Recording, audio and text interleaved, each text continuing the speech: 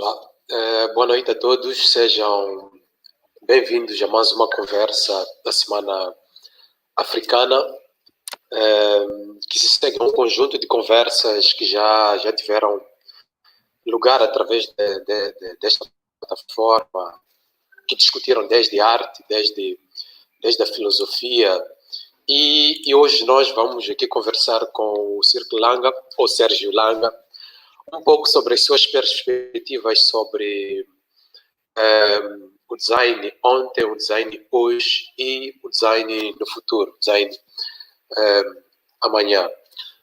Essas conversas são feitas no contexto da celebração do 25 de maio, que é um conjunto de conversas que aconteceram desde o dia 25 de maio. E pronto, vão terminar provavelmente na próxima. Esta é a penúltima. Temos a sorte de ser os penúltimos a discutir aqui o design e é um privilégio que haja também espaço para discutir questões sobre design através das tecnologias, porque temos a possibilidade de poder interagir com pessoas de todos os cantos. Os participantes podem dar suas contribuições a partir do Facebook da Semana Africana, os que nos veem a partir do Facebook. Podem também dar suas contribuições a partir do YouTube da revista Literatas. Portanto, o objetivo desta conversa, essencialmente, é para que juntos possamos pensar enquanto os profissionais do campo de design, baseados no que foi ontem, no que o design está a ser hoje, sobre como é que podemos construir bases sólidas sobre o futuro da profissão, claro, sem deixar de lado a situação que abala todo mundo, que é a situação do coronavírus. E porque, no fundo, assumimos que o coronavírus praticamente pegou todos de surpresa, incluindo os profissionais do campo do design, e mostra-se indiscutivelmente que o design digital começa a ganhar de alguma forma maior força do que antes e acaba exigindo um pouco mais dos profissionais do setor, quer dizer, em termos de competências, em termos de capacidade. E eu acho que talvez partilhar aqui um dado muito importante é um levantamento, uma perspectiva que é feita por uma revista alemã, chama-se WIV, que é uma revista de marketing, mídia e comunicação digital, que faz um conjunto de diagnósticos sobre o que pode ser o futuro profissional, não só no design, mas também em outras áreas. Uma das previsões que esta revista faz é que haverá maior virtualização e flexibilidade e digitalização do trabalho, que é uma coisa que, no fundo, já está a acontecer. Portanto, é praticamente o futuro a aproximar-se aqui para mais próximo do que nós temos estado a viver. Mas, para além disso, uma das previsões que esta revista faz é em relação à questão da liderança, que vai transformar-se, e já está a transformar-se, porque os patrões, os líderes das empresas, eles já não têm muito o poder, os que tinham esse hábito, já não têm muito poder de estar ali a supervisionar presencialmente as pessoas. E, portanto, de alguma forma, a sua forma de liderar as empresas, as instituições, os processos, acaba por mudar. É pensando nisso que temos para esta conversa o Cirque Langa, também Sérgio Langa, que é comunicólogo, é docente, é pesquisador. Para além disso, Sérgio Langa é doutorado em Educação pela Universidade de Eduardo Mondlane, fez mestrado em jornalismo e estudos editoriais, estudou, curiosamente, meio ambiente e desenvolvimento comunitário, que talvez isso vai enriquecer a nossa conversa no sentido de hoje há muita discussão em termos da questão do design e ambiente, e é interessante ter alguém que cruze esses dois campos. Para além disso, publicou um livro de design com o título Modelo Editorial do Jornal Impresso Moçambique, uma abordagem baseada no design gráfico dos jornais de notícias, e o país. Fora isso, Sérgio Langa, que é o nosso convidado de hoje, em 2009 fundou uma agência de produção de conteúdo em design e publicidade que se chama Pixel Desk. Então, possivelmente estejamos aqui perante o orador que seja ideal para o assunto, tanto em termos de abrangência de campos, uma visão, digamos, vasta sobre diferentes campos que estão ligados ao design, tanto também em termos de experiência profissional. E talvez para começar a nossa conversa, ia aqui perguntar ao Sérgio por onde é que nós podemos começar a pensar o futuro da profissão. Sérgio.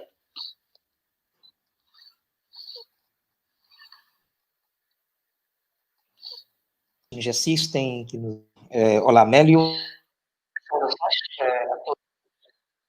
Obrigado. Literatas e também a Semana Africana. Olha,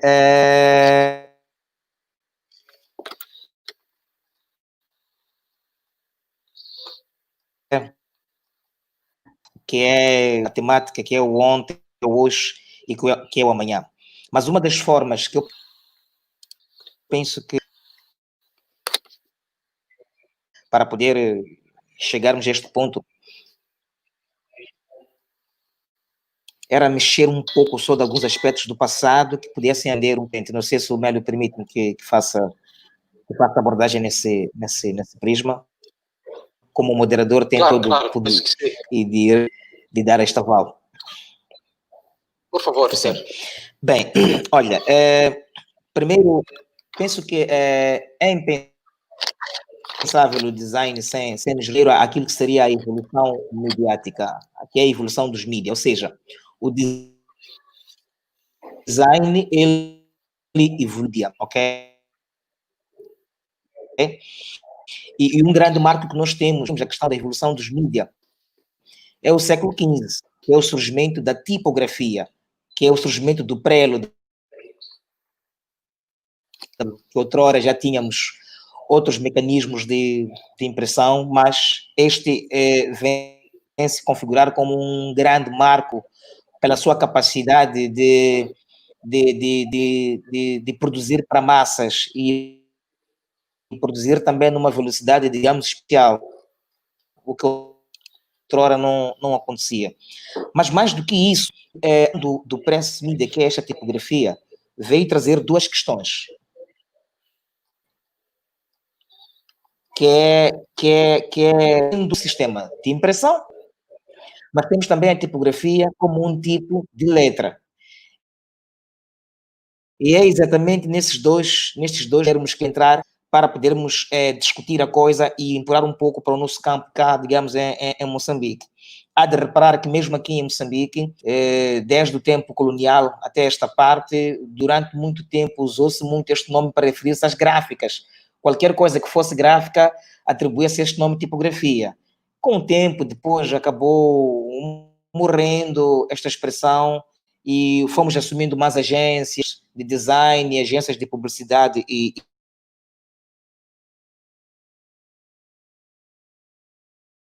vemos a evolução do áudio, que surgirá por aí no volta de 1920.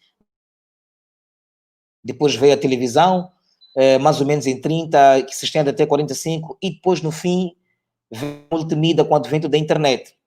Estas 4 categorias de mídia também têm em conta a evolução do design. Estamos a dizer que, sem elas, o design não seria aquilo que é hoje. E eu sou um grande defensor do design. Eu olho para o design como algo muito além, digamos, do campo visual. O design respeita os 5 órgãos sensoriais do indivíduo. Então, é importante que esta parte seja muito clara. Embora a nossa discussão vai se centrar mais para o design no contexto de comunicação visual. Ainda no ontem, é muito importante que nós façamos alguma descrição. Nós estamos a falar de um ontem que estamos num contexto de monopólio. Monopólio político, monopólio de mídia e monopólio empresarial, que é o campo econômico. No dadas para se difundir aquilo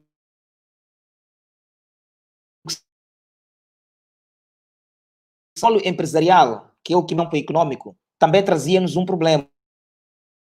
Nós estávamos diante de uma ausência de pluralismo, quer dizer que não existiam, não tínhamos possibilidades de termos muitas empresas que pudessem concorrer entre elas, tendo em conta que estávamos numa economia, digamos, de Estado, ok? A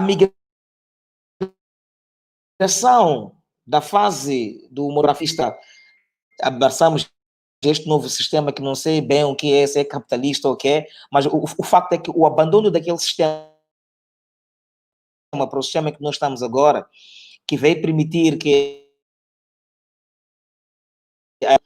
veio a precedente para que toda esta classe, todo este campo do design pudesse evoluir de forma, digamos, exponencial. Nós passamos a ter mais empresas, ok? Ter mais empresas significa que as empresas tinham, a dada altura, que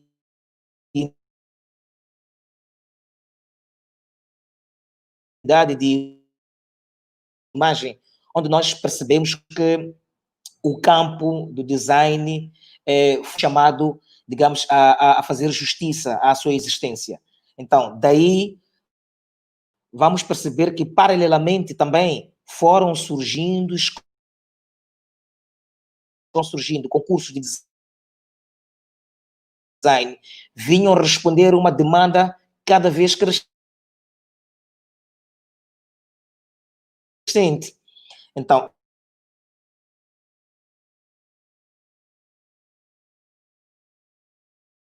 em face, a evolução foi-se mostrando, digamos, acho que perdi o sinal.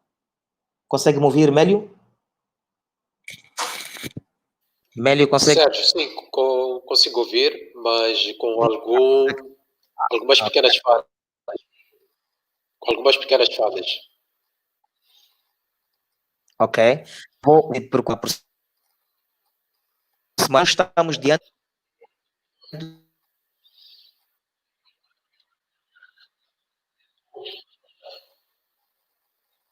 de um pluralismo. Temos o pluralismo político, o pluralismo online, se desenvolve sobressaltos, já é muito bom.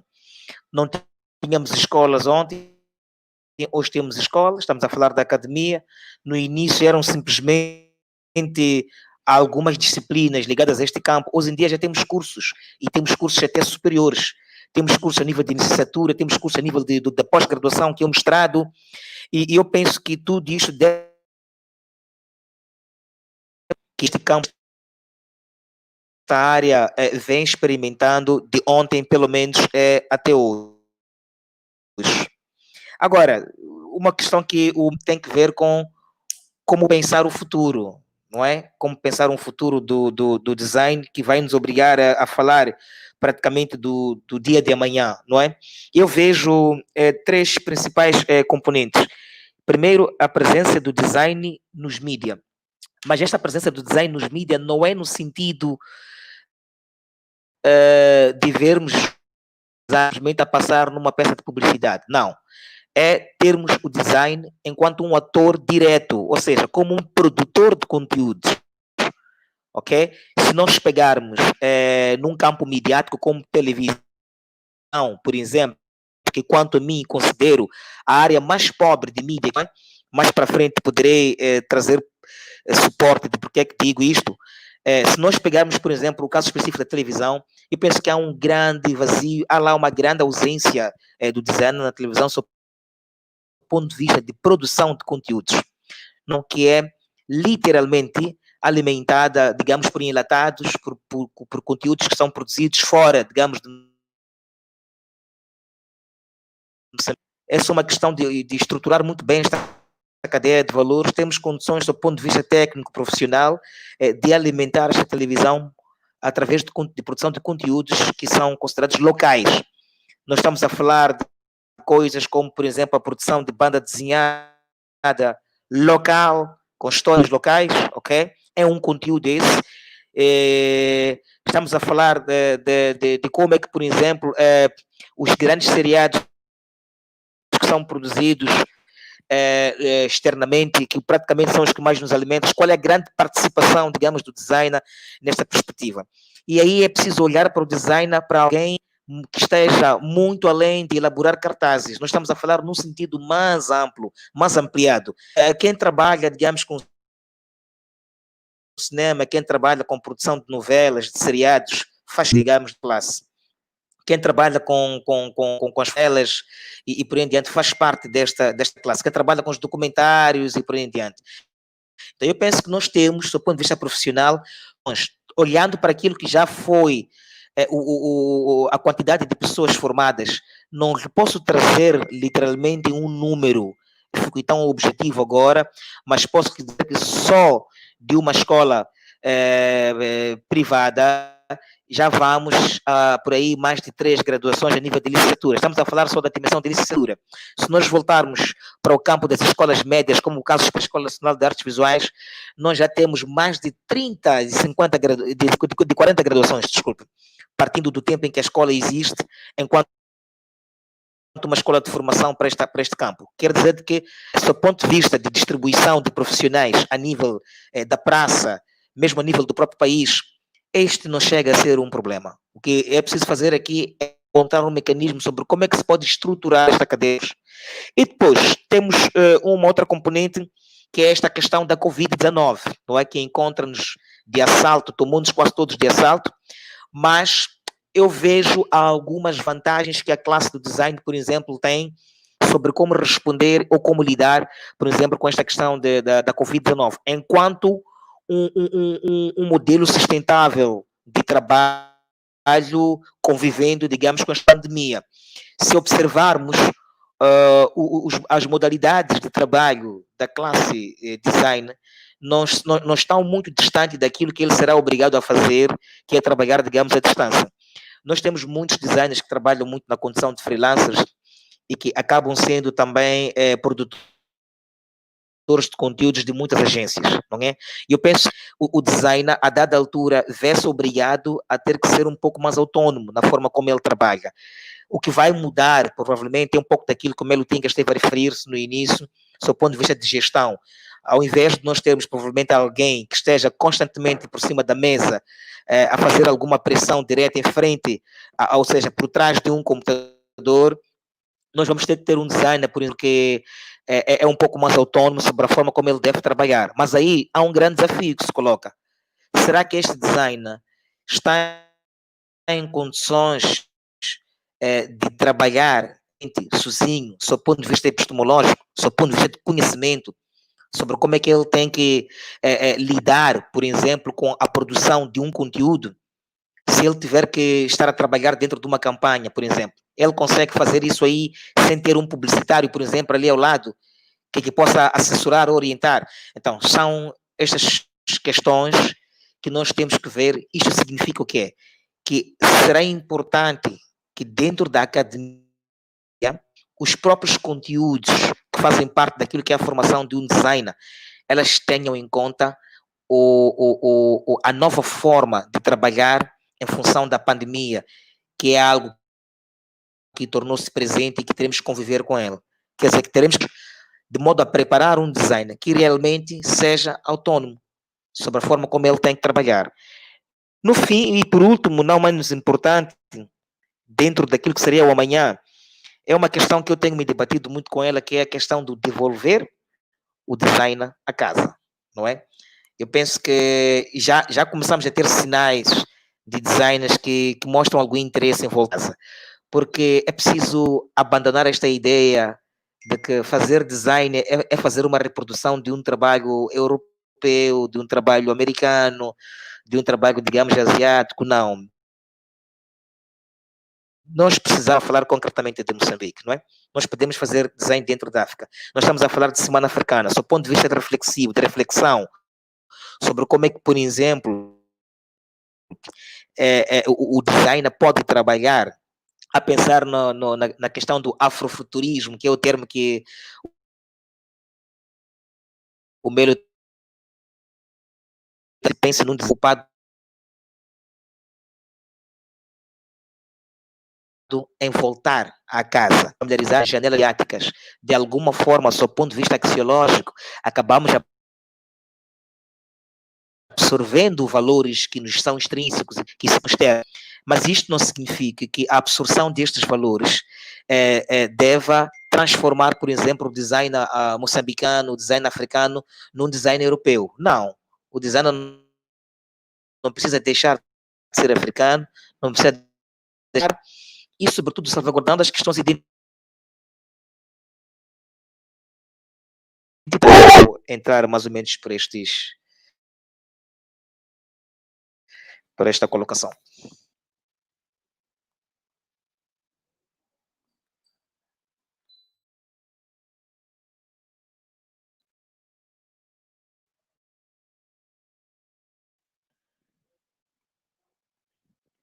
Alô?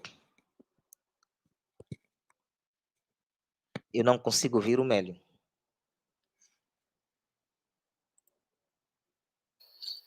Alô, Sérgio? Alô? Acho que temos um problema. Sérgio, Alô, agora consigo ouvir. Perfeito. Eu dizia... Sim? Yeah, Bom, eu dizia consigo ouvir, Mélio, pode falar. Com algumas informações também, entretanto, quer dizer, são esses os desafios que o Covid-19 nos impõe, né? Termos de lidar com a rede e com as interrupções da rede. E ressalto o meu convite para as pessoas que nos acompanham a partir do Facebook da Semana Africana e do YouTube, para que, caso tenham comentários, tenham alguma pergunta, tenham alguma intervenção, possam colocar, que poderemos aqui partilhar com o Sérgio. Sérgio, na sua intervenção, eu percebi que ia no sentido de pensar o futuro a partir da escola, a partir da formação académica, num país em que, em termos de design, só temos 2 instituições de ensino, uma delas com menos de 10 anos de experiência na formação e provavelmente com menos de 4 graduações. Outro aspecto que eu acho que é importante pensar nisso quando falamos da formação e depois das próprias escolas, é se elas estão, de facto, primeiro preparadas para formar e uma questão que vem por detrás dessa é: será que essas escolas estão preparadas para formar designers numa situação em que suponhamos que o Covid-19 se mantenha por longo tempo?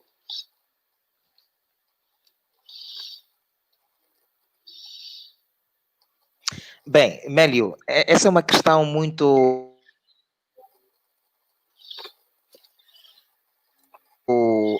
e que eu penso que é muito bom que seja trazida à ribalta e nós debater isto com toda a abertura. A questão do preparo, de se o professor ou se as escolas estão preparadas efetivamente para poder face a um modelo de trabalho diante desta pandemia. Bem, é uma questão um pouco problemática, porque a formação dos professores, a formação, digamos, dos designers em Moçambique, ela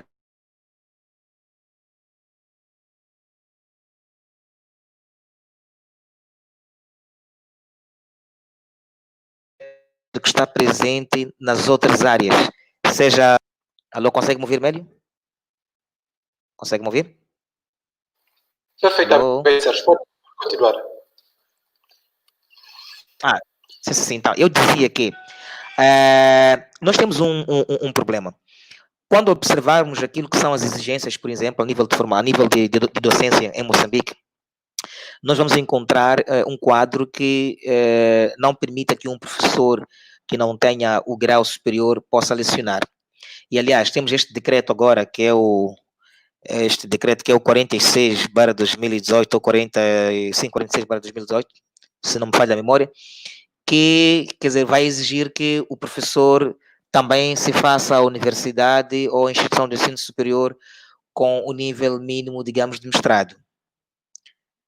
Agora, quando nós vamos para aquilo que é a realidade do tecido dos designers aqui em Moçambique, nós vamos encontrar que uma boa parte há uma boa parte de designers com excelentes capacidades, com uma experiência inquestionável, que não tenham, por exemplo, o nível superior para dar aulas. Mas a universidade não tem que parar, a universidade tem que continuar. E a universidade, o que é que tem que fazer? A universidade ou as instituições de ensino superior, que não sejam necessariamente universidades, elas vêm-se obrigadas a fazer o quê? A absorver aquele tecido que tenha aquele requisito para licenciar sob o ponto de vista de grau acadêmico. Ok? Então, a partir daí, estamos diante de um problema. Ok? Nós estamos a dizer que nós estamos a usar na academia a única coisa que nós temos. Não fomos tirar dentro de um pluralismo. Não. Foi aquilo que nós conseguimos encontrar e com muito sacrifício. O que quer dizer que há alguns que fazem parte desta classe dos designers e já começam a preocupar-se em estudar, sim, que já é muito bom, e são pessoas com alguma experiência e com conhecimentos inquestionáveis dentro do campo de design, e já começam a contribuir para mudar esta pirâmide que estava má. Ok? Então, neste sentido, este é um grande desafio que nós temos, porque o design é uma área técnica, é uma área onde se vai ensinar a saber fazer. Não é simplesmente uma área de saber que se atém simplesmente à produção científica, não. É uma área do saber fazer. E nas áreas de saber fazer, nós temos que respeitar muitas experiências e o conhecimento técnico profissional que as pessoas tenham. Então, quanto a este aspecto, eu penso que este é um grande desafio que nós temos. Eu seria muito liviano se estivesse a falar para si que nós estamos muito bem nesse campo. Isso não é verdade. Eu, na qualidade de professor, de pesquisador e de quem já esteve a dirigir durante 5 anos um curso de multimídia neste país, não lhe posso assegurar que nós tenhamos professores no campo de design com o ensino superior feito para poderem lecionar sem qualquer problema. Nós conseguimos isto com muito sacrifício. Só para ter uma ideia, para conseguir um professor de fotografia que tenha um grau de licenciatura e que esteja disponível e disposto também, sobretudo, para lecionar numa IES a receber aquilo que se paga aqui em Moçambique, é um problema grave, é uma coisa muito difícil. Então, eu penso que precisamos fazer um grande trabalho ainda neste campo, não é? Sob o ponto de vista de formação, a nível superior. A nível médio, não há problemas, mas a nível superior, este é o grande desafio. Ok. Talvez um pouco ligado a isso, porque penso que a questão da formação está muito ligada à profissionalização, a questão de preparar as pessoas para que tenham competências para resolver os problemas sociais que são impostos através do design. Eu estou lembrado que no Dia Mundial do Design, ou seja, o Dia Mundial do Design deste ano, foi celebrado sobre o tema Seja Profissional. Quer dizer, numa ideia clara de refletir sobre como é que nós podemos tornar este campo profissional cada vez mais profissional, porque provavelmente nota-se algumas lacunas e algum tipo de amadorismo, diga-se. E também porque só o fato da pessoa ter um pequeno equipamento já se considera de alguma forma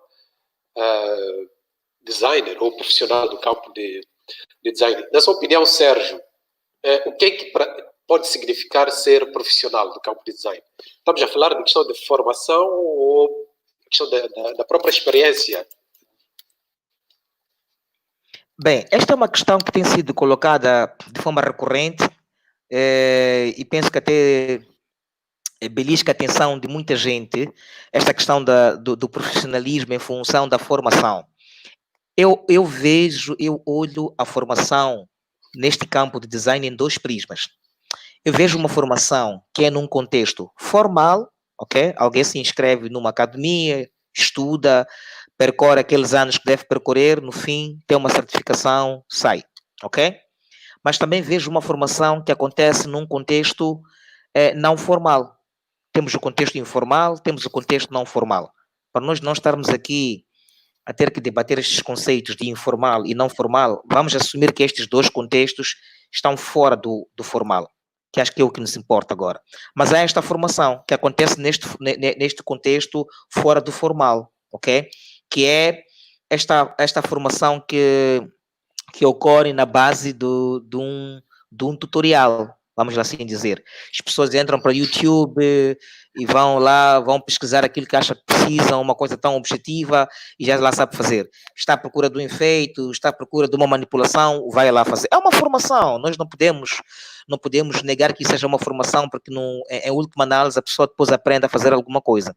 O que eu nego é que esta pessoa esteja a aprender, por exemplo, sem professor. Isso eu nego e vou negar. Continuarei a defender que todas as pessoas que aprendem alguma coisa no design aprendem com o professor, porque o tutorial significa que está lá alguém. Agora, não se deve tirar mérito a alguém que aprenda num contexto, digamos, não formal. O mais importante é que este indivíduo esteja muito claro do que é que foi aprender e quais são as implicações do modelo que ele decidiu usar para aprender o que ele quer aprender, ok? Porque o design não deve ser visto como manipulação de software. Se nós entramos para o YouTube e julgamos que o YouTube vai ensinar-nos a usar Photoshop, a usar Adobe Premiere, After Effects, InDesign, SolidWorks, esses softwares todos, se julgarmos que o YouTube vai nos ensinar a usar isso, e sabendo usar isso, por si só, já assumimos que somos designers, eu penso que estamos a partir de um problema, ou seja, estamos a assumir o ser designer partindo de um problema. Eu já não concordo com isso. Nós estamos a dizer que, para além das áreas de laboratório, que é o exercício prático que se faz, o design tem um campo teórico muito importante. É este campo teórico que vai permitir, que vai, digamos, formar o indivíduo para que tenha essa dimensão ética que o Mélio esteve aqui a referir de forma implícita, não é? A ideia do ser profissional de design, ok? Como é que eu abordo um cliente, por exemplo, que me pede para fazer um trabalho do princípio ao fim? Como é que eu trato esse cliente do princípio ao fim? Então, todas essas componentes, elas são aprendidas numa formação, digamos, completa, porque existe um campo teórico. Há um campo, dentro do campo teórico existem questões também éticas ligadas à profissão, sobre como é que o designer tem que fazer. Um designer, por exemplo, que tenha se formado num contexto formal, por exemplo, não teria coragem, isto é um pequeno exemplo que eu quero trazer, não teria coragem de assumir o trabalho de uma grande companhia, por exemplo, sem exigir que essa companhia que forneça um manual de identidade visual. É só para nós partirmos de um princípio muito pequeno, não é? Sem que essa companhia fornecesse um manual de identidade visual. Ele não faria isso. Porque este é uma espécie de um catecismo, faz parte do catecismo do design, não é? Mas é natural encontrar alguém que, por exemplo, não dê o mesmo valor a um manual, por exemplo, de identidade visual, independentemente daquilo que queira fazer. São tantos exemplos que eu posso trazer. Trouxe este simplesmente só para que tenham uma ideia de quais são as abordagens que se devem ter num contexto formal e num contexto, digamos, não formal. Ok. Vamos tentar, talvez, pensar um pouco no design como um todo e não uma especificidade para o campo da comunicação, né? Muitas vezes já há um equívoco sobre a real utilidade do design, ou então nem se sabe. Okay? Muitas vezes pensa que se quer decoração, ou é quem desenha bonequinhos, e por aí. Que muitas das vezes essa utilidade ultrapassa até as dimensões do próprio campo profissional. E eu acho que aí o designer acaba por carregar uma responsabilidade muito grande, tanto em termos de planeta, quer dizer, tanto em termos de pensar a humanidade como um todo, porque nós estamos a falar só do design gráfico. Vamos a pensar no design enquanto um campo mais amplo, né? Sim. Então acaba por ter responsabilidade nesses campos, na cultura e na política, inclusive. E a questão que eu gostava de colocar, Sérgio, que papel é que os designers eles têm na mudança de mentalidade para que as pessoas, de facto, compreendam o design enquanto um campo que é capaz de influenciar diretamente comportamentos das pessoas e que isso, de alguma forma, acaba ditando o rumo da humanidade. Sim, eu penso que existe um papel muito grande, há uma responsabilidade muito acrescida que os designers têm sobre como é que podem exercer alguma influência num espaço, digamos, público, onde os seus conteúdos são vistos, são lidos. O designer tem, acima de tudo, uma função que é de influenciar as pessoas a mudarem hábitos, ok? Influenciar as pessoas a mudarem hábitos. Podemos partir até da publicidade. Como é que eu concebo um anúncio publicitário que, para além de vender uma marca, de vender um produto, tem uma dimensão mais pedagógica, que pode influenciar alguém, digamos, a mudar hábitos. Este é uma responsabilidade que o designer tem, mas para que ele chegue a conseguir fazer justiça ou jus a esta responsabilidade que ele tem, a este papel que ele tem, ele precisa de uma coisa que se chama informação. Ele tem que se informar. Não é possível o designer conseguir fazer isso aí sem estudar. Escolha ele o formato que queira estudar, mas ele tem que estudar, ele tem que se formar. Ele também tem que ler, não é?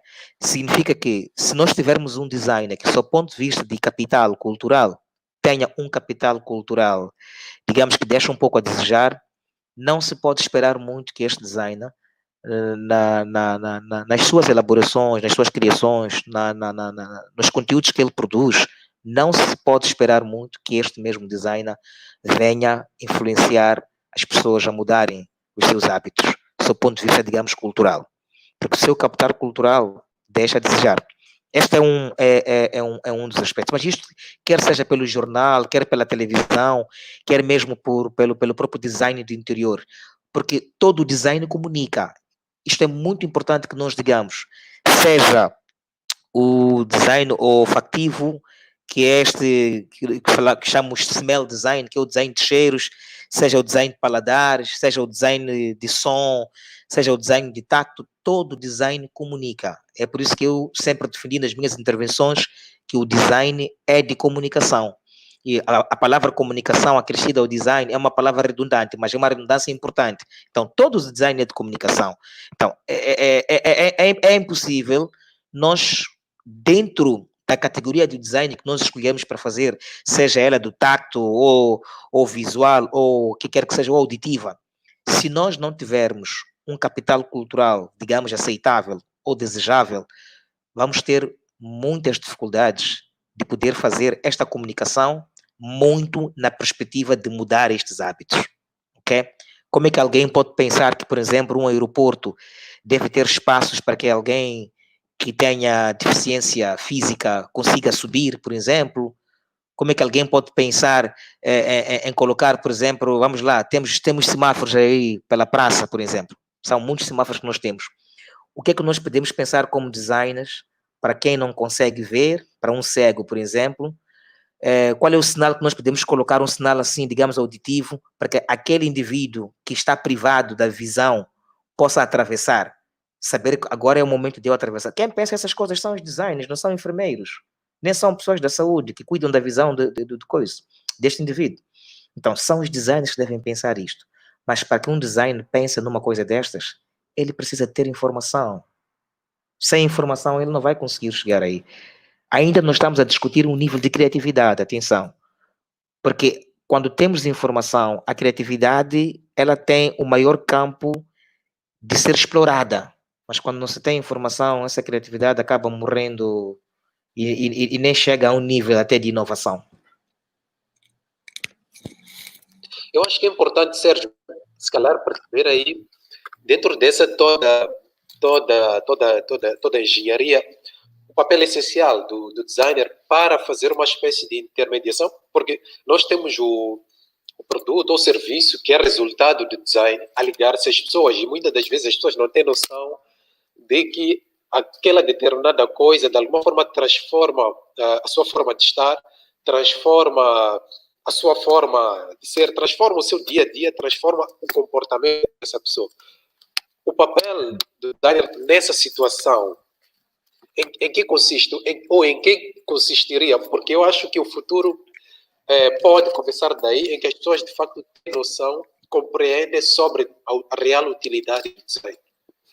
Ok, é assim, eu posso dar uma resposta, um exemplo a partir do campo onde mais milito, não é? que eu tenho muita experiência no campo do press media, ok?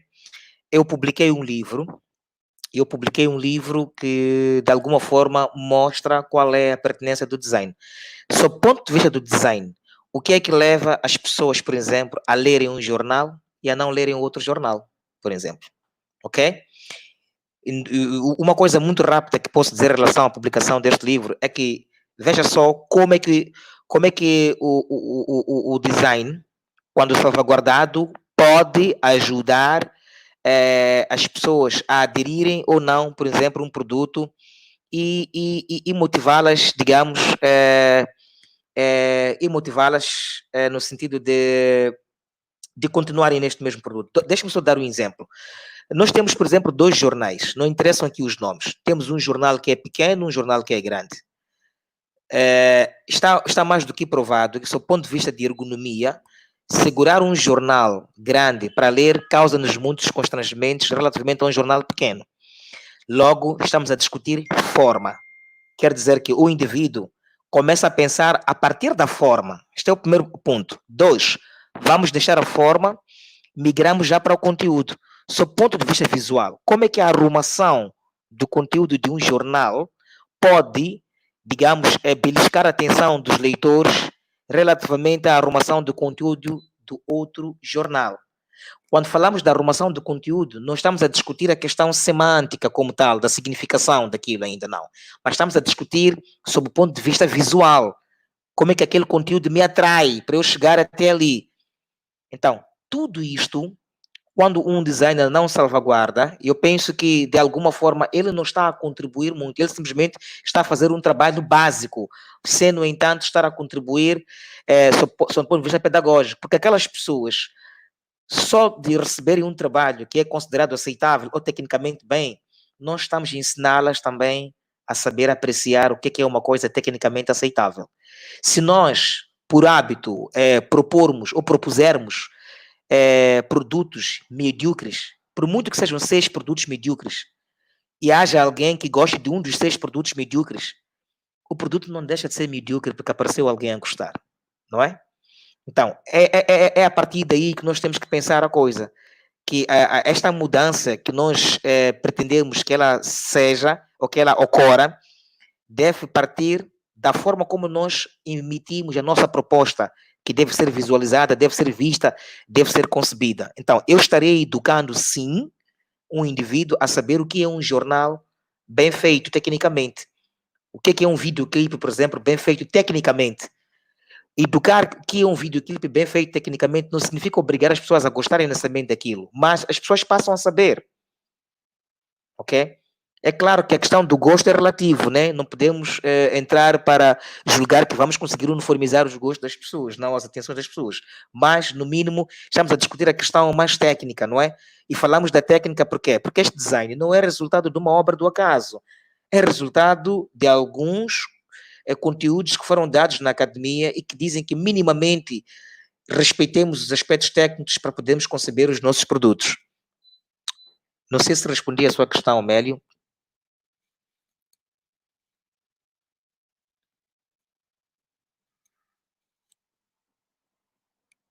Eu não consigo ouvir, Mélio. Vejo o teu sinal aqui está praticamente fechado. Agora sim.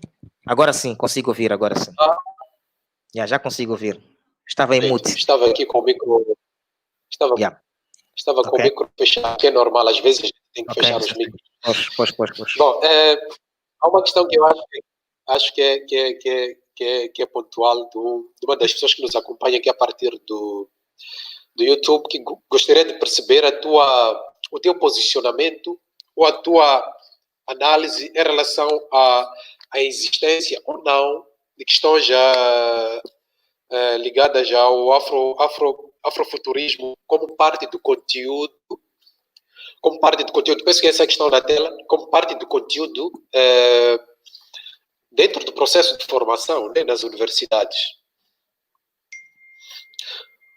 Porque há muitas das vezes o que ressaltou no início, muitas das vezes o conteúdo a que recorremos, os exemplos que nós temos, os livros que lemos, os projetos que servem de referência muitas vezes são projetos que vêm da Europa, vêm das Américas. Ok. É assim, responder isto implica falar de forma generalizada sobre como é que todos os cursos que existem de design estejam desenhados ou elaborados, do ponto de vista temático, ok? E eu não tenho propriedade para falar de algumas escolas com as quais eu não tenho relação, não é com elas, mas posso falar de outras escolas. Eu penso que os nomes aqui não interessam. Esta questão é definida na forma como se concebe os próprios conteúdos programáticos. Existe um programa pedagógico onde estão lá todos os planos temáticos que vão ser dados, por exemplo, no caso específico no curso do design, ok? Então, a forma como nós arquitetamos, ok, as disciplinas, é aí onde nós temos que salvaguardar esta componente, por exemplo, que é apresentada aqui. Falando daquilo que é a minha experiência, esta é uma componente que, a nível das aulas, eu dou, ok? Por exemplo, eu dou uma disciplina que se chama Cultura Visual, ok? Cultura Visual é uma das disciplinas que eu dou, não é a única, mas é uma delas. É uma disciplina teórica, não é prática. Mas como é que a cultura visual, por exemplo, pode salvaguardar ou pode albergar esta questão, por exemplo, do afrofuturismo e por aí em diante? É que nós, enquanto cidadãos moçambicanos, por exemplo, nós estamos expostos a muitas janelas midiáticas. Eu falei disto um pouco no início, né? Mas posso tentar consolidar um pouco essa explicação. Nós estamos expostos às janelas midiáticas. Estamos expostos aos mídia. E estes mídia são esses que fazem, ele faz referência aqui na questão que coloca. Há uma indústria midiática que tem força. Essa indústria midiática, infelizmente, não é africana. É uma indústria midiática ocidental, que tem domínio do mundo. A partir desta janela, desta grande janela midiática que se chamam, alguns filósofos chamam de Big Brother, ok? É a partir dela que nós recebemos muitos conteúdos. Parte significativa desses conteúdos, ou seja, todos esses conteúdos, transportam consigo alguma axiologia, transportam consigo valores, ok? E querendo, como não, esses valores nos influenciam. Eles interferem também naquilo que são os valores que nós já temos, ok? E se esta mídia for dominante, obviamente que a nossa forma de pensar, a nossa forma de agir, de fazer as coisas, vai, digamos, vai estar diretamente influenciada a esta grande janela, digamos, mediática também, ocidental. Então, o que é importante explicar, por exemplo, a um aluno, de forma muito pragmática, num processo de formação deste? Não vou conseguir dizer aqui tudo, mas posso trazer pequenos exemplos. Quer dizer, num contexto de abordar a cultura visual, o aluno tem que perceber que, por exemplo, se eu for o significado de uma imagem, por exemplo, é Moçambique, provavelmente não tem o mesmo significado no outro quadrante. Se eu for a fotografar um boi a ser esfolado aqui em Moçambique, não vai ter o mesmo significado se eu for a fotografar este boi e imprimir, por exemplo, um painel na Índia. Ok? A imagem pode ser a mesma, mas do ponto de vista semântico, a significação é outra. Então, é importante nós, quando pensamos na cultura visual, estamos a pensar naquilo que se vê, a cultura de tudo aquilo que é visto. Quais são os impactos que tudo aquilo que é visto pode ter sobre as pessoas para as quais nós queremos comunicar? Então, é nesta perspectiva que eu penso que, em termos teóricos, é possível, sim, nós darmos estes conteúdos e estarmos a contribuir para que se salvaguardem esses aspectos axiológicos na hora de fazer o trabalho, digamos, do design.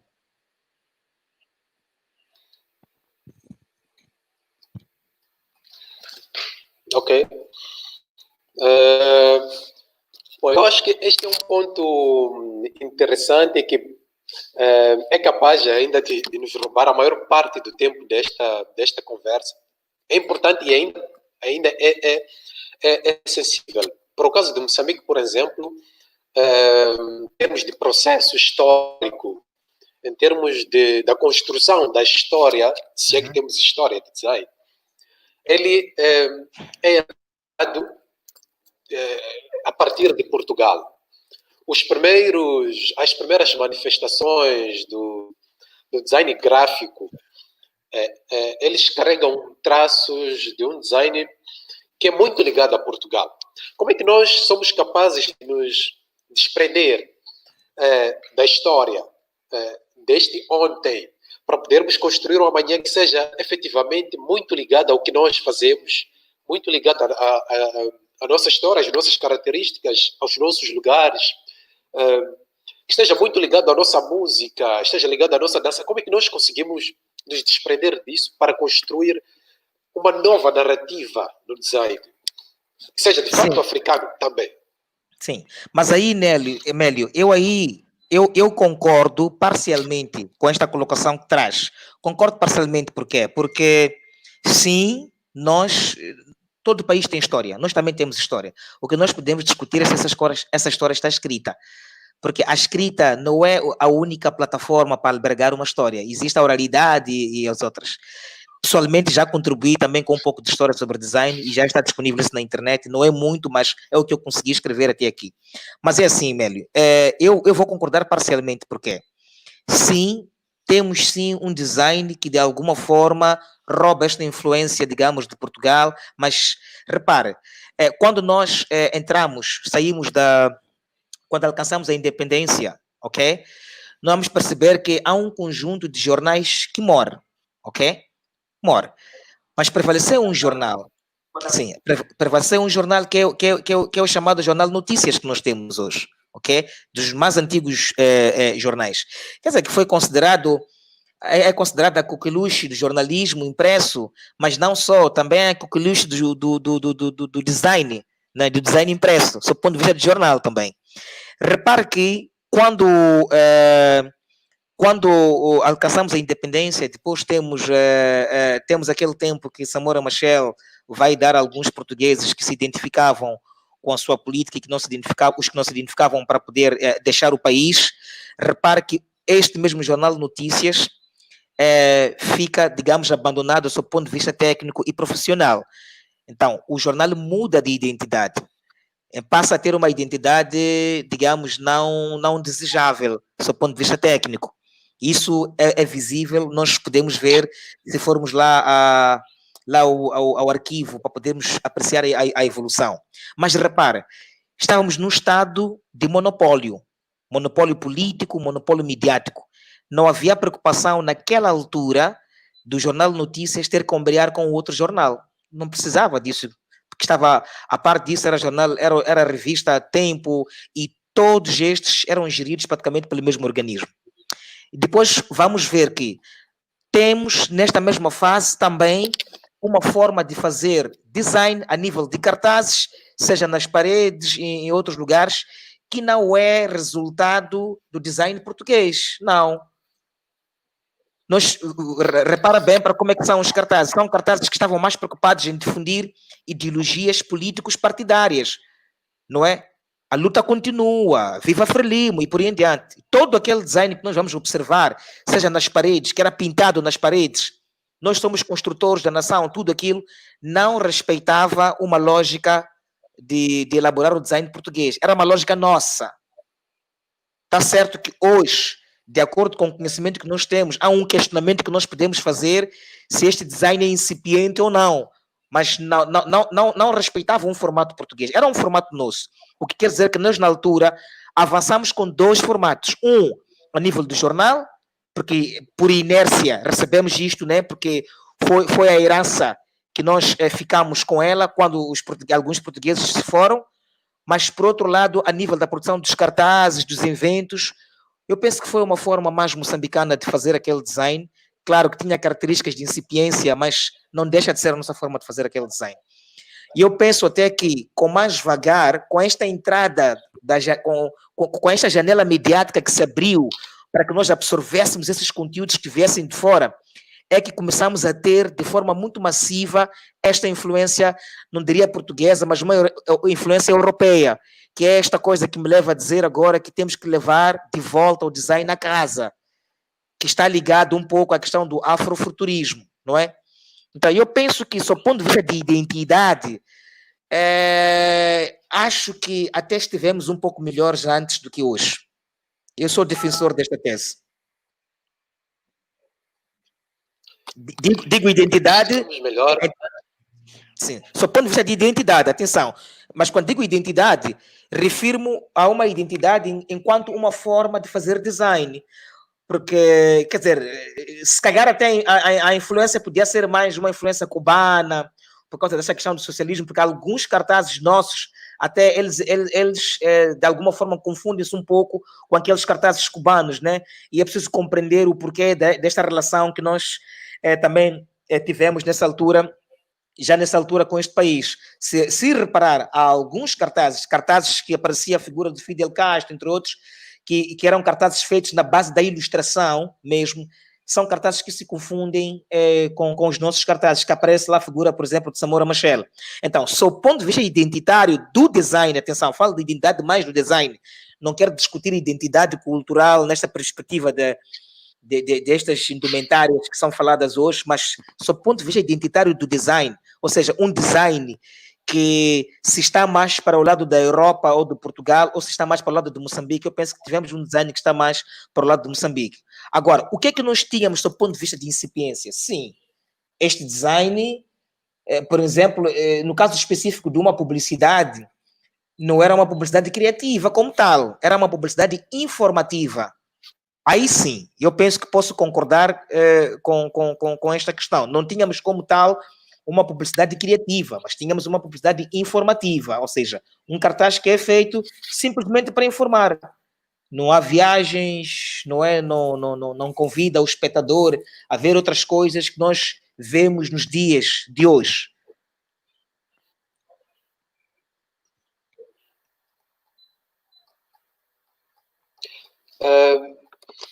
Sérgio, coloca aqui dois pontos que eu acho que podem ser a lenha da fogueira, de alguma forma, porque Sim.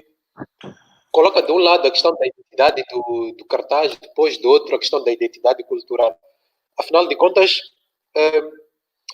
a construção do cartaz ou de qualquer outro projeto de design, nesse contexto do afrofuturismo que estamos a falar, não ia recorrer à questão cultural, a bases culturais, a elementos culturais que já estejam construídos. E apenas aconteceria aqui uma espécie de tradução em termos gráficos, em termos de elementos. Se repararam, Mélio, os cartazes de que faço referência aqui do passado, desta era do monopólio, são cartazes que maioritariamente apareciam lá trabalhadores a marcharem, não é? Temos ali OTM e por aí em diante. Aparecia lá a figura de Samora Machel. Apareciam figuras como da Josina Machel, estes heróis que nós fomos dados a conhecer pela história. Mas boa parte destas figuras não aparecia em forma de fotografia, eram ilustrações. Ok? Eram ilustrações. O que eu estou a dizer é que o discutir identidade tem que ser visto assim em dois prismas. Uma coisa é a identidade do design, ok? Sob o ponto de vista da forma, se calhar o termo não seria isso, mas seria o formato, a forma como os designers elaboravam as suas criações.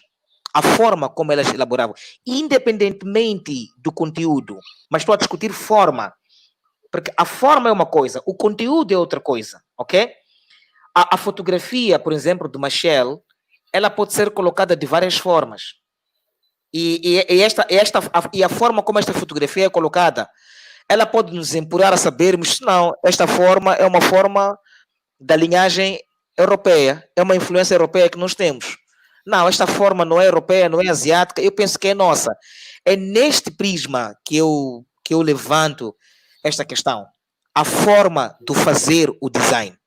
Agora, tem a questão do conteúdo. Aí no conteúdo, já migramos para aquela abordagem que eu estava a trazer quando discutia a questão da cultura visual.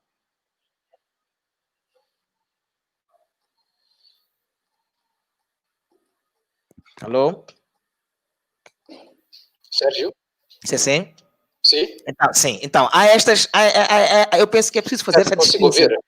Sim, eu penso que é importante fazermos esta distinção, Mélio, que é como, como o design constrói, faz a sua criação. Como é que ele faz? Qual é o formato? Qual é a forma? Independentemente de vermos se, do ponto de vista semântico, aquela fotografia significa isto ou aquilo. Existe uma forma sobre como é que ele faz a arrumação do seu trabalho. Se nós observarmos, indo já para uma dimensão mais técnica, ok? Para que nós possamos nos compreender melhor, veja, por exemplo, como é concebido o alinhamento do design, por exemplo, europeu. Veja como é concebido o alinhamento do design americano. Não é literalmente igual. Nós olhamos muito para o design europeu. O europeu tem um design menos barulhento. O design americano é mais barulhento. Ok? Mas ainda não estamos a discutir as fotografias que estão lá, se tem prédios, se tem carros. Não é isso que nós estamos a discutir. Mas nós estamos a discutir a forma como é que eles concebem. E são modelos. Ok? São modelos. Da mesma forma que acontece, já não me recordo muito. Sim, sim, Mélio? Sérgio? Sim, sim. Dizia alguma coisa, não percebi? Alô, Sérgio? Ok, eu ia me aproveitar aqui da questão do Luís, há uma que é muito ligada a isso. Eu acho que era mesmo uma questão de dar continuidade, que estava há pouco tempo aqui na que pergunta sobre, afinal de contas, qual é o pano de fundo do design? É, de facto, informar ou é criatividade? Criatividade sem informação é uma coisa fútil. Não tem utilidade alguma. A criatividade não tem nenhuma utilidade sem informação. Se nós estamos a dizer que é um design de comunicação, quem comunica tem uma informação para levar para alguém, não é? E não é possível você exibir criatividade sem informar. Então, se não está a informar, porque para a pessoa poder descodificar a sua criatividade, a pessoa precisa encontrar uma informação lá dentro. E essa informação é o objeto da comunicação, não é? Eu acho que é uma questão que não tem muita elaboração para se fazer, não é? Não há muito para elaborar nesta questão, não é? Agora, só ver aqui, ele pergunta aqui se existe. Questão já ficou... Se existe não, há uma questão que ele pergunta aqui, ele diz se existe. Sim? Há uma questão que ele está a levantar aqui, que ele coloca, se existe design sem identidade cultural. É o que ele está a perguntar. Eu acho que existe. Existe. É parte do que nós estamos a discutir aqui. Sem identidade, eu estou a subentender esta identidade cultural no sentido de se eu, enquanto autor desta produção, tenho uma identidade, obviamente. Se existe este design que é elaborado sem identidade cultural, eu acho que existe, sim. Eu acho que existe. Agora, como é que eu justifico este meu achar? E justifico na medida em que, muitas vezes, o designer ele pode apoderar-se de múltiplas identidades, como também pode apoderar-se de uma só identidade. Mas não entendo que o apoderar-se dessas múltiplas identidades ou dessa única identidade seja por si só criar a sua própria identidade. Não. Existe sim um design que não respeita a identidade cultural. É o que nós já vínhamos discutindo, eu penso que nas sessões passadas. Acredito que esta questão deve ter sido elaborada um pouco antes de nós discutirmos essa questão identitária do design. Não sei, eu entendo que ela seja extemporânea, mas se julgar que não há uma insistência, podemos discuti-la, mas eu acho que é extemporânea esta questão. Ok. Sérgio, se tiver mais alguma contribuição em relação a isso, por favor, coloque nos comentários, nós daremos aqui continuidade à está aqui uma questão a partir daí. Sérgio, como disse no início, sim? Até que ponto o design importado pode influenciar a cultura africana? Bem, já falamos, mas acho que já falamos, mas posso voltar a repisar. Falamos deste aspecto quando referimos esta questão da cultura visual e da questão da axiologia, da questão do design que deve voltar a casa. Mas dito assim de uma forma muito breve, não muito exaustiva, é assim, nós temos que ter em conta que A questão, volto a insistir, a questão do capital cultural local por parte do designer vai ser extremamente importante para salvaguardar que nós não tenhamos este tipo de influências que é descrito aqui nesta questão que a Sheila Santiago está a colocar. Significa que se eu for um produtor de conteúdos, seja para televisão, para a internet e por aí em diante, se eu não tiver uma influência daquilo que é a axiologia local, eu posso sim transformar toda a produção de conteúdos que eu faço numa espécie de uma réplica dos conteúdos, digamos, externos. Deixa eu dar um exemplo do que acontece, por exemplo, nas nossas televisões, passo a redundância. Nós temos televisões que são uma autêntica réplica de conteúdos de fora. Mas essas são réplicas por quê? São réplicas porque o que tem de diferente aí na televisão é o apresentador que é local. Mas toda a filosofia adjacente sobre aquilo que é a imagem visual, ela está construída literalmente como vem, por exemplo, os conteúdos, os programas, por exemplo, de fora, não é? Não vai ficar bem, não é ético trazer aqui exemplos de programas, porque podemos estar a vender uma imagem negativa, mas repara que a construção costuma ser essa. Muitas vezes até importam-se os logotipos, ou muda-se o nome, mas, por exemplo, mantém mais ou menos a identidade do ponto de vista de cores e digamos, de arrumação. Os nossos cenários a nível da televisão são uma réplica daquilo que são os cenários, digamos, europeus, daquilo que são os cenários americanos. Em termos axiológicos, nós não temos um cenário televisivo como tal aqui que espelhe aquilo que seria uma axiologia, digamos, local. Da outra vez, nós tivemos numa discussão na Universidade Pedagógica, onde fez-se uma abordagem sobre a figura do Pancho Guedes, que é um grande arquiteto que trabalhou muito com o Malagatana, onde as suas obras, as suas construções, os seus buildings, ok? Eles refletiam aquela irregularidade que caracteriza, digamos, a própria arte africana e muito em particular moçambicana. A pergunta que eu coloco é esta. Do ponto de vista axiológico, quais são os valores que a nova arquitetura, ou seja, que esta arquitetura que está presente a nível da praça da cidade de Maputo, quais são os valores locais que aquela arquitetura transporta?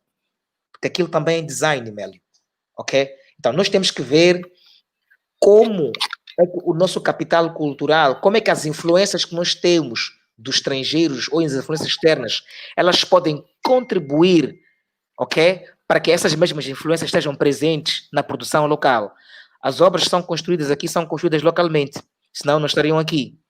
Mas do ponto de vista axiológico, elas não transportam um valor, digamos, local. Mas nós temos muitos artistas, temos muito trabalho artístico aqui, nós temos uma cultura diversificada aqui que não está refletida nestas construções de betão que nós temos a nível da praça. Ou seja, se vai apreciar uma obra na Jules Nyerere, onde quer que seja, e vai apreciar uma obra na Itália, uma obra nos Estados Unidos da América, quer dizer, praticamente está a haver um prédio igual. Então, era importante, do ponto de vista do design, nós começamos a pensar como é que estes valores podem estar incorporados nesta produção, nesta elaboração, nesta criação. Quer dizer que isto não parte do construtor só, parte também do projetista, quem elabora, quem é o desenhador de construção civil que elabora. O que é que este indivíduo sabe, do ponto de vista cultural, local? O que é que ele tem como influência? E como é que isso contribui ou participa no momento em que ele tem que começar a fazer uma elaboração, ele tem que conceber um projeto arquitetônico que amanhã vai estar na marginal construída. Então, são estas questões que eu penso que, quando nós discutimos esta relação entre axiologia cultural, design, onde é que nós queremos chegar? E, de alguma forma, também é uma contribuição, sim, para a questão do afroturismo que estava aqui, digamos, sendo dito. Mas esta questão de ver este problema dos valores incorporados lá na produção não tem que ser vista só a nível das construções de civis. Não. Tem que ser visto a nível de tudo que é design, em tudo mesmo. Desde os cheiros, como é que nós podemos transformar, por exemplo, o smell design a partir de questões locais, né? Sejam frutas ou o quê, não é o meu campo, né? Mas como é que nós podemos ver isso e nós transformamos esta coisa local para que ela seja um produto de design e seja considerado original? Uma última questão nele que eu quero colocar. Nós percebemos que, sob o ponto de vista local, ainda temos este vazio para preencher quando pensamos em concorrer com alguma coisa que se considere muito original, sob o ponto de vista identitário. Então, é aí onde nós vamos perceber que temos este grande desafio de devolver o design à casa, a todos os níveis, desde o olfato, paladar, tacto, visual, auditivo, devolvê-los à casa para que as nossas produções, todas as nossas produções, elas observem as questões locais.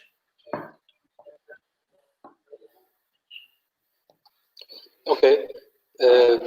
Sérgio, aqui havia um comentário há pouco tempo sobre o fato de Moçambique precisar de estabelecer um design que molda culturas. E talvez perguntar assim se seria um design a moldar as culturas ou a cultura a influenciar a própria produção do design.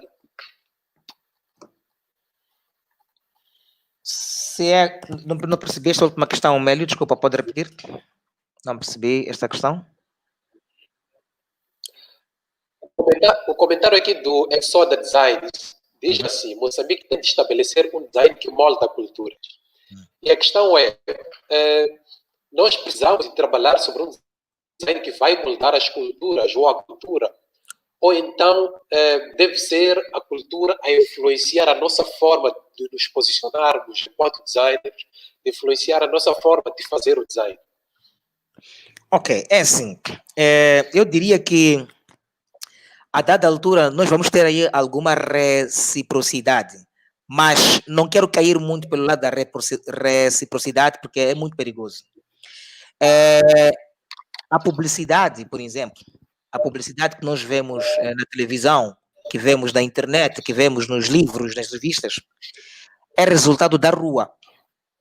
E a cultura está na rua. Não se pode pensar publicidade sem cultura.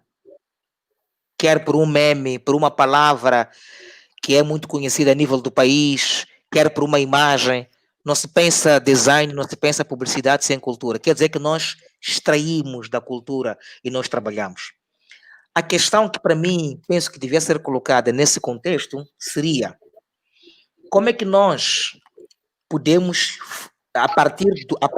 através do design, ok? Como é que nós podemos interiorizar esta necessidade destes valores, por exemplo, culturais, para todo aquele que é espectador do design? Quer dizer que nós vamos incorporar isso na nossa produção, sim, e à medida que nós vamos difundindo isso, estamos a contribuir também para a mudança de alguns hábitos que se encontram ameaçados, ok? Por exemplo, um hábito que se encontra ameaçado. Nós podemos contribuir para que este hábito, por exemplo, mude, não é? Eu dei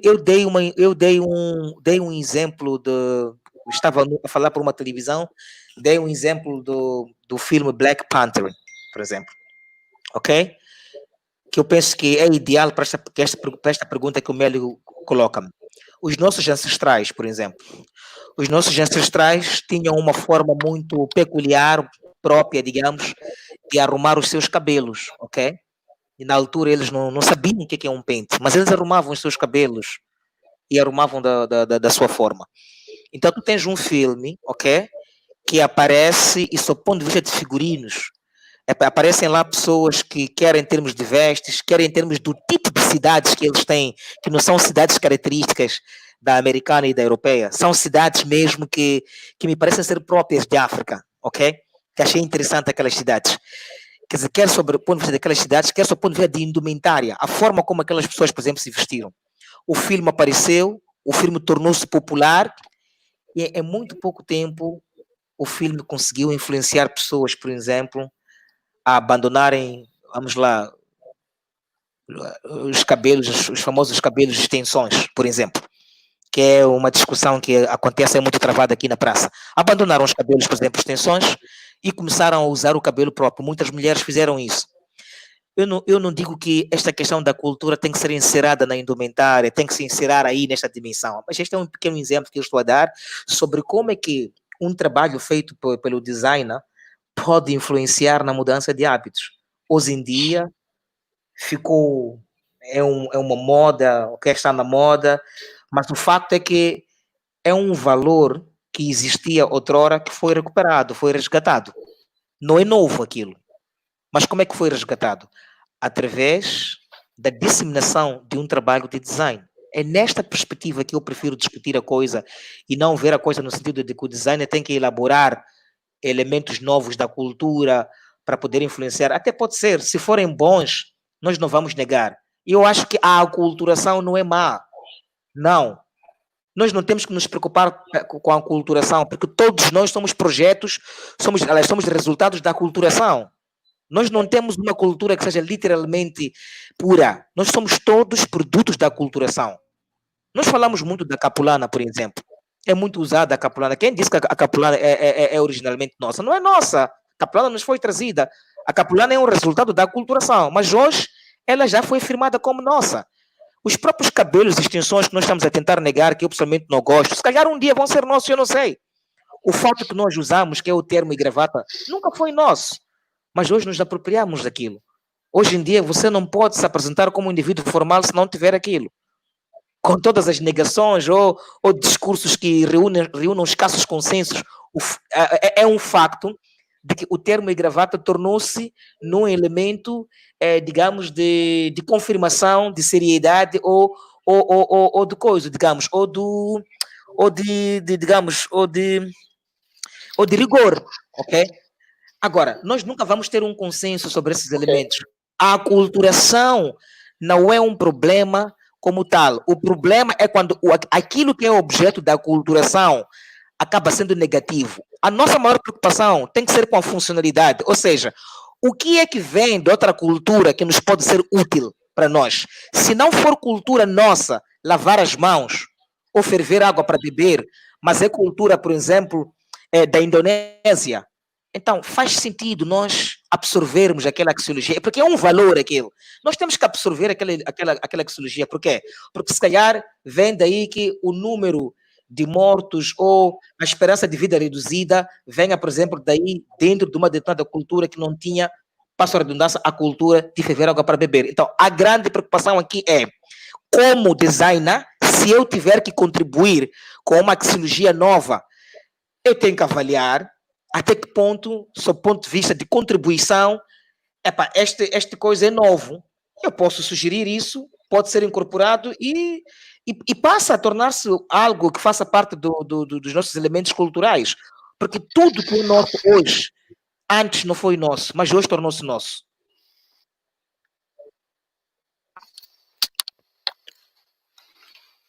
Ok. Sérgio, talvez aqui uma última questão, porque parece que não, mas já estamos aqui há quase 1h20. Isso passou assim muito, muito rápido. E talvez porque estamos, de facto, perante um assunto que é denso e que precisaríamos de várias sessões e repartições, né? Porque estamos aqui a abordar várias questões que podem ser importantes para influenciar o futuro do design, a partir do que foi ontem, a partir do que temos estado a fazer hoje. Nós falamos no início sobre a questão da aceleração da digitalização, que é um dos resultados do impacto do coronavírus, e de alguma forma a massificação do trabalho e ensino remoto, né? E nós, desde antes, já de alguma forma éramos, e continuamos a ser, vítimas da globalização. E o futuro mostra que as coisas passam para o digital, o amanhã é digital, o trabalho, o ensino, de facto, passa a ser, de alguma forma, digital. E esse processo, essa fase, de alguma forma, também nos prepara para isso. E a questão, Sérgio, é o fato de estarmos, de alguma forma, a trabalhar cada vez mais com a internet e a lidar cada vez mais com pessoas que não sejam do nosso círculo normal, pessoas físicas, isso não entra em jogo no processo de influência com outras culturas? É assim, Mélio, uma pergunta extremamente importante. Deixa-me começar respondendo assim. Japão, ok? Japão é um país que, sob o ponto de vista cultural... Sérgio, gostava de ressaltar que é mais ou menos um minuto e meio para poder dar o seu posicionamento em relação a este ponto. Tá bem. Eu penso que a nova plataforma que nós entramos, em momento algum, tem que ser vista como ameaça. Mas ela, obviamente, poderá vir denunciar o nosso preparo ou despreparo. Sobretudo, do ponto de vista também da formação. Significa que aí, o que é que nós devemos ver? Nós temos que ver como é que está preparado ou como é que foi preparado este designer. E volto sempre a cair na mesma coisa. Capital cultural. Capital cultural. Qual é a informação que este indivíduo tem sobre cultura local? Qual é a informação que este indivíduo tem sobre cultura externa? Ok? E eu volto a trazer o exemplo do Japão. O Japão é um país consolidado, do ponto de vista cultural. Está certo que nenhuma cultura é evoluída mais do que a outra, como diz ou defende o antropólogo Claude Lévi-Strauss, mas o Japão é um país culturalmente consolidado. E é um país, atenção, é um país que, sob o ponto de vista de digitalização, sob o ponto de vista de migração para o digital, sob o ponto de vista de tecnologias de informação, não é? E comunicação, está a uma distância incomparável, por exemplo, com Moçambique. Tem a cultura da informação tecnológica, mas nem por isso, com todas estas janelas mediáticas sobre as quais o Japão está exposto, nem por isso o Japão se torna diante de uma ameaça, ou seja, se sinta ameaçado, aliás, sob o ponto de vista desta perda de valores de forma paulatina. Não, nem por isso. Podemos dizer a mesma coisa da China também, que é um outro gigante que já domina praticamente o mundo, ok? Nem por isso. O que nós temos que perceber aqui, Mélio, é que é preciso nós buscarmos alguns exemplos que se mostram bons. Não digo que a gente tenha que fazer a mesma coisa que a China fez. Não. Mas é um exemplo. A China fechou-se durante 40 anos. O que é que ela fez? Ela consolidou-se culturalmente, consolidou-se politicamente, consolidou-se do ponto de vista econômico e em várias índole. Quer dizer que é um país sólido. O grande problema que nós temos em Moçambique é a questão da educação, que tem os seus problemas também graves e gritantes. Aí nós teremos que discutir a questão da consolidação, sob o ponto de vista cultural. O que é que nós temos no nosso quadro educativo que nos confira que o perfil do cidadão moçambicano que nós estamos a preparar, à semelhança das utopias de Samora Machel, da formação do homem novo, o que é que nos garante agora que o novo quadro que nós temos da educação está em condições de preparar um cidadão moçambicano, literalmente dito, um cidadão moçambicano com estes valores todos que nós lutamos e nós queremos? Este é uma questão que nós temos que discutir. Eu, pessoalmente, desconheço este perfil. Acredito que nem o Mélio conhece o perfil do cidadão moçambicano que nós pretendemos formar. Eu estou a estudar educação a nível de doutoramento. Já procurei muita coisa, não encontrei. Que tipo de moçambicano nós queremos formar em Moçambique? Eu nunca encontrei isso, mas eu sei que o tipo de americano que quer ser formado, o tipo de chinês que quer ser formado, o tipo de japonês que quer ser formado, eu sei estas coisas todas. É uma questão de cultura da cultura. Então tem que se fazer um grande trabalho a nível da educação, mas um grande trabalho mesmo. E nós temos que estar coerentes e tem que haver algum consenso sobre isto. Desculpa, Mélio, não consigo ouvir? Não consigo ouvir, Mélio? Sérgio, dizia considerações finais, antes de fecharmos já a nossa conversa. Bem, o desafio é este, né? Eu penso que em termos de considerações finais, o design evoluiu muito, não só no mundo, mas também em Moçambique. Nós já não somos aquilo que éramos outrora. Houve muita evolução e penso que estamos de parabéns. prevalecem desafios, obviamente, e sempre discutimos isto, precisamos de um rosto, precisamos de um rosto que nos identifique, ou que identifique esta classe, à semelhança do que acontece também com as outras classes profissionais. Nós precisamos deste rosto, oxalá que este rosto saia o mais breve possível. Penso que o design tem tudo para poder trabalhar dentro desta nova exigência que é a Covid que se implantou enquanto uma pandemia, não é? O design tem condições para trabalhar e fazer face à Covid sem quaisquer problemas. Precisamos de continuar a lutar para devolver o designer à casa, porém essa exigência não deve ser feita somente ao designer, deve ser feita a quem forma também o designer. É a partir do formador que este designer também vai conseguir, digamos, voltar a casa. E por último mesmo, nós precisamos da presença do designer enquanto um produtor de conteúdos, sobretudo de televisão. Este é um grande sonho que tenho, uma grande utopia que eu tenho, que eu gostava de ver isto materializado um dia. E é tudo, Mélio. Sérgio, muito obrigado pelo seu tempo, pela disponibilidade, por essa riquíssima conversa que eu acho que é mais do que necessária. E pronto, nós vamos terminar por aqui com esta conversa sobre o tema design hoje, design ontem, hoje e amanhã, e principalmente a pensarmos sobre o amanhã, que no fundo é uma utopia, é algo abstrato. Entretanto, há pontos aqui interessantes que eu acho que podemos levar como elementos de reflexão, uma contínua reflexão, se quisermos de facto melhorar o setor como profissão, mas também como campo de pesquisa, campo de formação.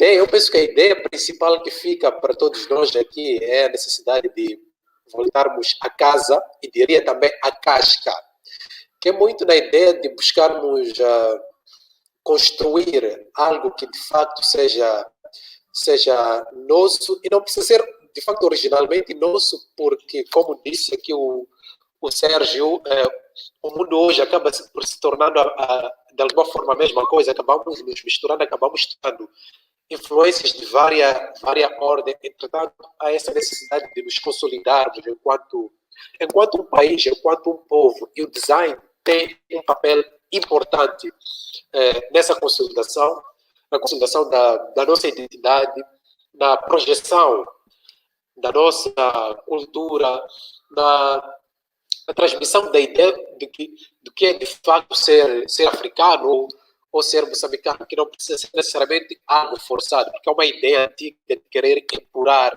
forçar para tornar a coisa africana. Eu acho que tem que ser algo suave, natural, que busca de facto elementos que já existem, porque eu acredito efetivamente que design não é invenção, é de fato uma espécie de tradução. E, portanto, seria essa tradução, buscar o que já existe e trazer para a superfície. A todos que estiveram a nos acompanhar através do Facebook da Semana Africana, estiveram também a acompanhar através do YouTube da revista Literatas, muito obrigado. Não se esqueçam de dar gosto à página tanto da Semana Africana no Facebook, tanto do YouTube da revista Literatas, para que continue a receber conteúdo riquíssimo, conteúdo que é criado, de facto, a partir de África, já que estamos nessa senda, e que possa contribuir para a transformação e reflexão de cada um de nós. Muito obrigado pela vossa atenção. Tenham uma boa noite. Abraços.